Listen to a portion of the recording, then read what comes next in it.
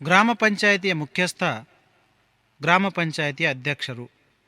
ಗ್ರಾಮ ಪಂಚಾಯಿತಿಯು 3 ಸ್ಥಾಯಿ ಸಮಿತಿಗಳನ್ನು ರಚಿಸಬಹುದು.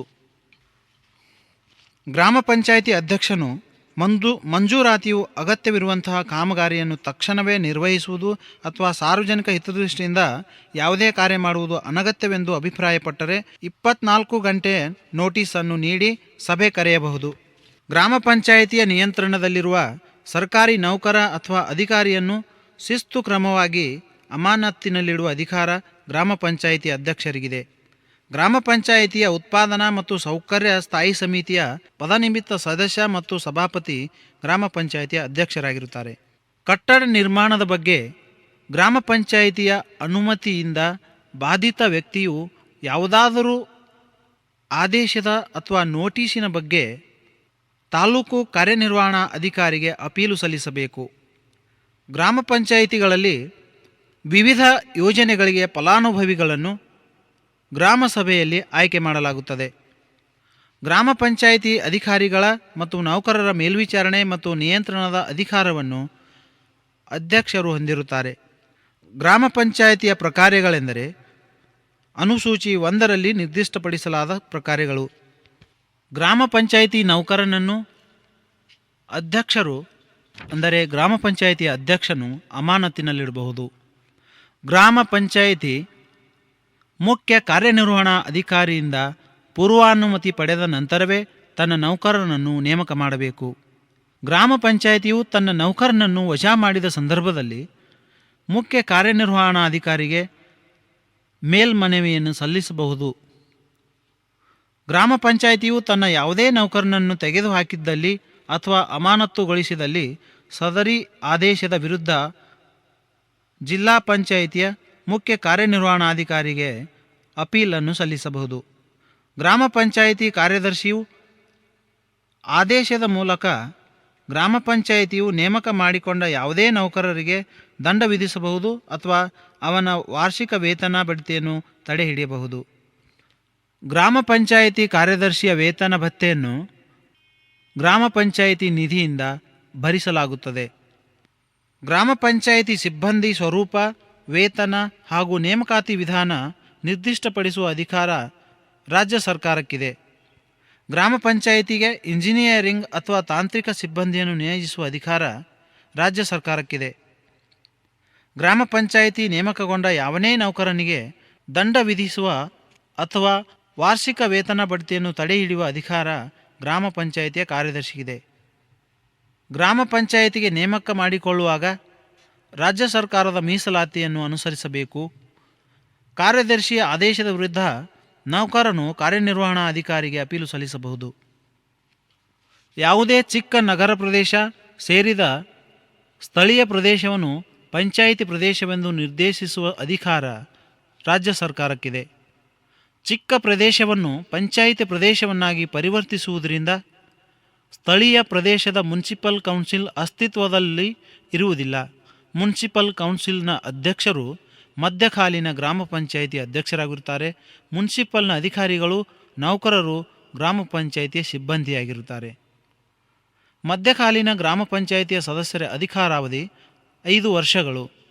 ಮಧ್ಯಕಾಲೀನ ಗ್ರಾಮ ಪಂಚಾಯಿತಿಯಲ್ಲಿನ ಯಾವುದೇ ಖಾಲಿ ಸ್ಥಾನವನ್ನು ಭರ್ತಿ ಮಾಡುವ ಅಧಿಕಾರ ಉಪವಿಭಾಗಾಧಿಕಾರಿಗಳಿರುತ್ತದೆ.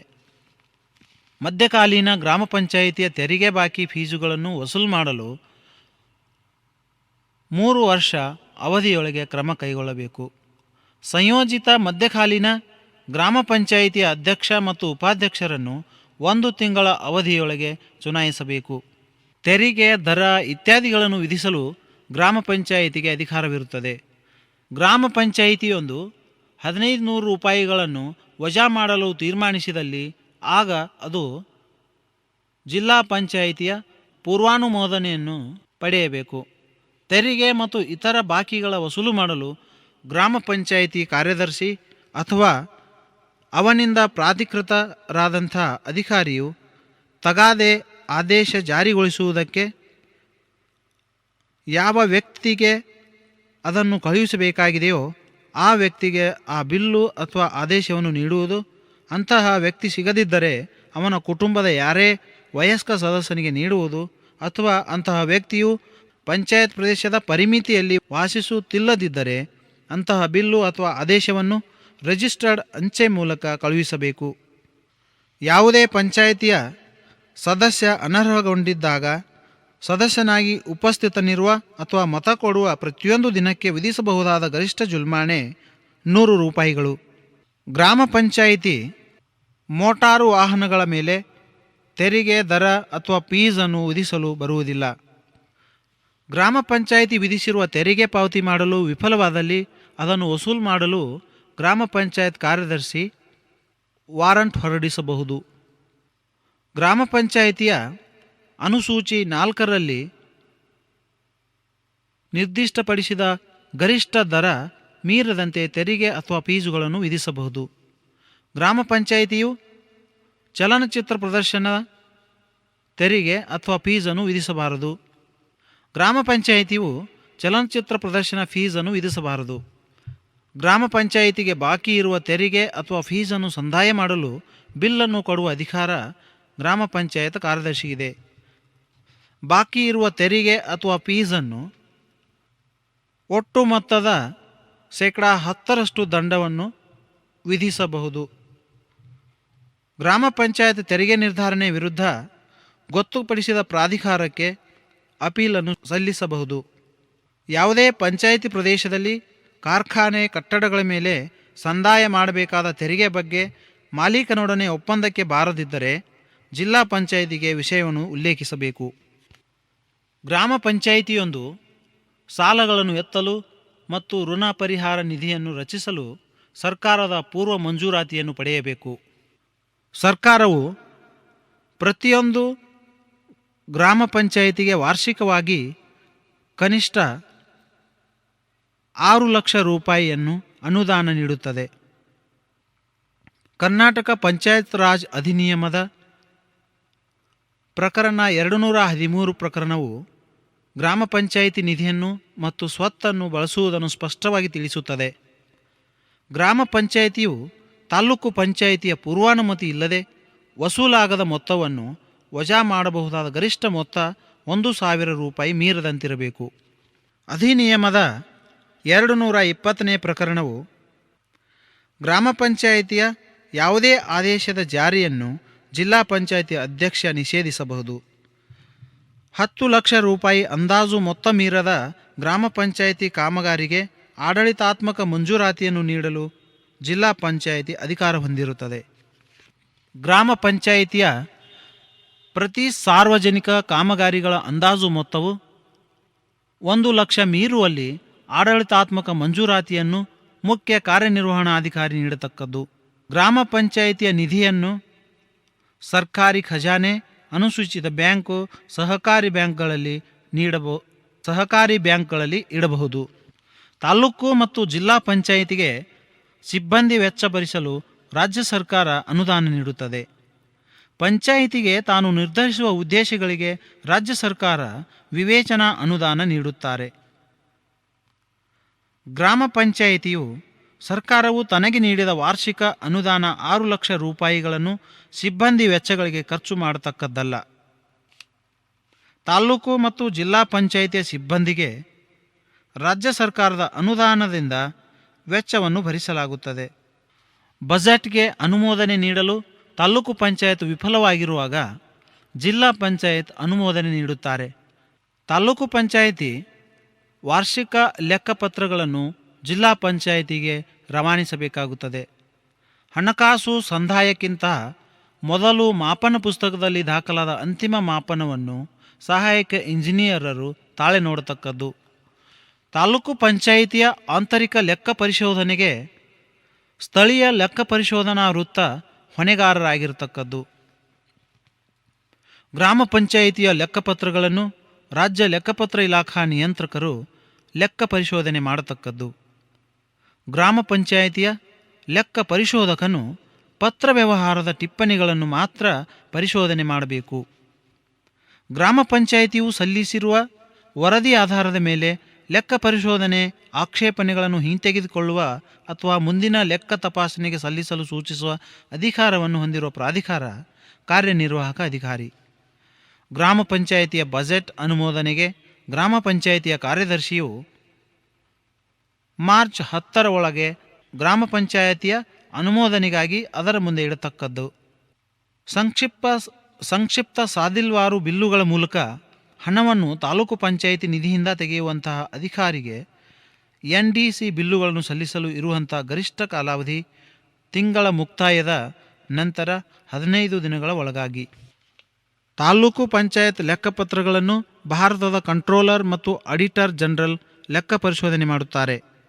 ಗ್ರಾಮ ಪಂಚಾಯಿತಿ ಅಥವಾ ತಾಲೂಕು ಪಂಚಾಯಿತಿಗೆ ಸಂಬಂಧಿಸಿದ ಲೆಕ್ಕಪತ್ರಗಳು, ದಾಖಲೆಗಳು ಅಥವಾ ಸ್ವತ್ತನ್ನು ವಶಕ್ಕೆ ತೆಗೆದುಕೊಳ್ಳುವ ಉದ್ದೇಶಕ್ಕಾಗಿ ಜಿಲ್ಲಾ ಪಂಚಾಯಿತಿ ಮುಖ್ಯ ಕಾರ್ಯನಿರ್ವಹಣಾಧಿಕಾರಿ ಸರ್ಚ್ ವಾರೆಂಟನ್ನು ಹೊರಡಿಸಬಹುದು. ಗ್ರಾಮ ಪಂಚಾಯಿತಿಗಳ ಲೆಕ್ಕಪತ್ರಗಳನ್ನು ಪ್ರತಿ ವರ್ಷ ರಾಜ್ಯ ಲೆಕ್ಕಪತ್ರ ನಿಯಂತ್ರಕರು ಅಧಿಕಾರ ನೀಡಿರುವಂತೆ ಲೆಕ್ಕ ಪರಿಶೋಧನೆ ಮಾಡುತ್ತಾರೆ. ಗ್ರಾಮ ಪಂಚಾಯಿತಿಯು ಮುಂದಿನ ಆರ್ಥಿಕ ವರ್ಷದ ವಾಸ್ತವಿಕ ಮತ್ತು ನಿರೀಕ್ಷಿತ ಜಮೆ ಹಾಗೂ ವೆಚ್ಚಗಳ ಸಂಪೂರ್ಣ ಲೆಕ್ಕವನ್ನು ಗ್ರಾಮ ಪಂಚಾಯಿತಿ ಕಾರ್ಯದರ್ಶಿ ಸಿದ್ಧಪಡಿಸಬೇಕು. ಗ್ರಾಮ ಪಂಚಾಯಿತಿಯ ಯಾವುದೇ ಅಭಿವೃದ್ಧಿ ಕಾರ್ಯಗಳಿಗಾಗಿ ಅನುಮೋದಿಸಿದ ಅನುದಾನಗಳಲ್ಲಿ 10% ಹೆಚ್ಚಿಗೆ ಯಾವುದೇ ಕಡಿತವನ್ನು ಮಾಡಲು ಕಾರ್ಯನಿರ್ವಾಹಕ ಅಧಿಕಾರಿಗೆ ಅಧಿಕಾರವಿಲ್ಲ. ತಾಲೂಕು ಪಂಚಾಯಿತಿಯ ಮುಂದಿನ ಆರ್ಥಿಕ ವರ್ಷದ ಆದಾಯ ಮತ್ತು ವೆಚ್ಚಗಳ ಬಜೆಟ್ ಅಂದಾಜಿನ ಬಗ್ಗೆ ಫೆಬ್ರವರಿ ತಿಂಗಳ 1ನೇ ದಿನಾಂಕದಿಂದ ಮಾರ್ಚ್ 10ರೊಳಗಾಗಿ ನಡೆಯುವ ಸಭೆಯಲ್ಲಿ ಮಂಡಿಸಬೇಕು. ಪ್ರತಿಯೊಂದು ತಾಲೂಕು ಪಂಚಾಯಿತಿಯ ಲೆಕ್ಕಪತ್ರಗಳನ್ನು ಪ್ರತಿ ವರ್ಷವೂ ಕಂಟ್ರೋಲರ್ ಮತ್ತು ಆಡಿಟರ್ ಜನರಲ್ ಅವರು ಲೆಕ್ಕ ಪರಿಶೋಧನೆ ಮಾಡುತ್ತಾರೆ. ಜಿಲ್ಲಾ ಪಂಚಾಯಿತಿಯ ಯಾವುದೇ ಅಭಿವೃದ್ಧಿ ಕಾರ್ಯಗಳಿಗೆ ಸರ್ಕಾರವು 10% ಪ್ರಮಾಣದಲ್ಲಿ ಕಡಿತ ಮಾಡತಕ್ಕದ್ದಲ್ಲ. ಜಿಲ್ಲಾ ಪಂಚಾಯಿತಿಯ ನಿಧಿಯ ಲೆಕ್ಕಪತ್ರಗಳನ್ನು ಲೆಕ್ಕ ಪರಿಶೋಧನೆ ಮಾಡುವವರು ಭಾರತದ ಕಂಟ್ರೋಲರ್ ಮತ್ತು ಆಡಿಟರ್ ಜನರಲ್.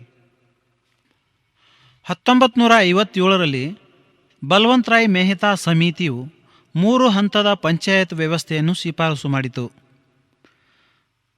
ಗ್ರಾಮ ಪಂಚಾಯಿತಿಯು 3 ಸ್ಥಾಯಿ ಸಮಿತಿಗಳನ್ನು ಚುನಾವಣೆ ಮೂಲಕ ರಚಿಸಬೇಕು. ಗ್ರಾಮ ಪಂಚಾಯಿತಿಯ 3 ಸ್ಥಾಯಿ ಸಮಿತಿಗಳು ಅವು ಯಾವುವೆಂದರೆ ಉತ್ಪಾದನಾ ಸಮಿತಿ, ಸಾಮಾಜಿಕ ನ್ಯಾಯ ಸಮಿತಿ, ಸೌಕರ್ಯಗಳ ಸಮಿತಿ. ಕೃಷಿ ಉತ್ಪಾದನೆ, ಪಶುಸಂಗೋಪನೆ ಮತ್ತು ಗ್ರಾಮಾಂತರ ಕೈಗಾರಿಕೆಗಳನ್ನು ಮತ್ತು ಬಡತನ ನಿವಾರಣಾ ಕಾರ್ಯಕ್ರಮಗಳಿಗೆ ಸಂಬಂಧಿಸಿದ ಕಾರ್ಯಕ್ರಮಗಳನ್ನು ನೆರವೇರಿಸಲು ಉತ್ಪಾದನಾ ಸಮಿತಿಯನ್ನು ನೇಮಿಸಲಾಗುವುದು. ಸಾಮಾಜಿಕ ನ್ಯಾಯ ಮತ್ತು ಯಾವುದೇ ರೀತಿಯ ಶೋಷಣೆಗಳಿಂದ ಅಂತಹ ಜಾತಿಗಳಿಗೆ ಮತ್ತು ವರ್ಗಗಳಿಗೆ ರಕ್ಷಣೆ ಕೊಡುವುದು, ಮಹಿಳೆ ಮತ್ತು ಮಕ್ಕಳ ಕಲ್ಯಾಣಗಳಿಗೆ ಸಂಬಂಧಿಸಿದ ಕಾರ್ಯಗಳನ್ನು ನೆರವೇರಿಸಲು ಸಾಮಾಜಿಕ ನ್ಯಾಯ ಸಮಿತಿಯನ್ನು ರಚಿಸಲಾಗುವುದು ಅಥವಾ ನೇಮಿಸಲಾಗುವುದು. ಶಿಕ್ಷಣ, ಸಾರ್ವಜನಿಕ ಆರೋಗ್ಯ, ಲೋಕೋಪಯೋಗಿ ಕಾರ್ಯಕ್ರಮಗಳಿಗೆ ಸಂಬಂಧಿಸಿದ ಕಾರ್ಯಗಳನ್ನು ಮತ್ತು ಗ್ರಾಮ ಪಂಚಾಯಿತಿಯ ಇತರ ಕಾರ್ಯಗಳನ್ನು ನಿರ್ವಹಿಸಲು ಸೌಕರ್ಯಗಳ ಸಮಿತಿಯನ್ನು ಸ್ಥಾಪಿಸಲಾಗುವುದು. ಸ್ಥಾಯಿ ಸಮಿತಿಯ ಪ್ರತಿಯೊಬ್ಬ ಸದಸ್ಯನ ಹುದ್ದೆಯ ಅವಧಿಯು ಈ ಅಧಿನಿಯಮದಲ್ಲಿ ಅನ್ಯಥಾ ಉಪಬಂಧಿಸಲಾದುದನ್ನು ಹೊರತುಪಡಿಸಿ ಚುನಾವಣೆಯ ದಿನಾಂಕದಿಂದ 30 ತಿಂಗಳು ಅಥವಾ ಆತನ ಗ್ರಾಮ ಪಂಚಾಯಿತಿಯ ಸದಸ್ಯತ್ವ ನಿಂತು ಹೋಗುವವರೆಗೆ ಇವುಗಳಲ್ಲಿ ಯಾವುದು ಮೊದಲು ಆ ಅವಧಿಯಾಗಿರುತ್ತದೆ. ಪ್ರತಿಯೊಂದು ಸಮಿತಿಯು ಸಂದರ್ಭಾನುಸಾರ ಅಧ್ಯಕ್ಷನು ಮತ್ತು ಉಪಾಧ್ಯಕ್ಷನು ಸೇರಿದಂತೆ 3ಕ್ಕಿಂತ ಕಡಿಮೆ ಇಲ್ಲದಷ್ಟು ಮತ್ತು 5ಕ್ಕಿಂತ ಹೆಚ್ಚಿಲ್ಲದಷ್ಟು ಸದಸ್ಯರಿಂದ ಕೂಡಿರತಕ್ಕದ್ದು. ಸಾಮಾಜಿಕ ನ್ಯಾಯ ಸಮಿತಿಯಲ್ಲಿ ಒಬ್ಬ ಮಹಿಳಾ ಸದಸ್ಯೆ ಮತ್ತು ಅನುಸೂಚಿತ ಜಾತಿಗಳ ಮತ್ತು ಅನುಸೂಚಿತ ಪಂಗಡಗಳ ಒಬ್ಬ ಸದಸ್ಯನು ಇರತಕ್ಕದ್ದು. ಗ್ರಾಮ ಪಂಚಾಯಿತಿಯ ಅಧ್ಯಕ್ಷನು ಉತ್ಪಾದನಾ ಸಮಿತಿಯ ಹಾಗೂ ಸೌಕರ್ಯ ಸಮಿತಿಯ ಪದನಿಮಿತ್ತ ಸದಸ್ಯ ಮತ್ತು ಸಭಾಪತಿಯಾಗಿರ್ತಕ್ಕದ್ದು. ಉಪಾಧ್ಯಕ್ಷನು ಸಾಮಾಜಿಕ ನ್ಯಾಯ ಸಮಿತಿಯ ಪದನಿಮಿತ್ತ ಸದಸ್ಯ ಮತ್ತು ಸಭಾಪತಿಯಾಗಿರ್ತಕ್ಕದ್ದು. ಮಧ್ಯಕಾಲೀನ ಗ್ರಾಮ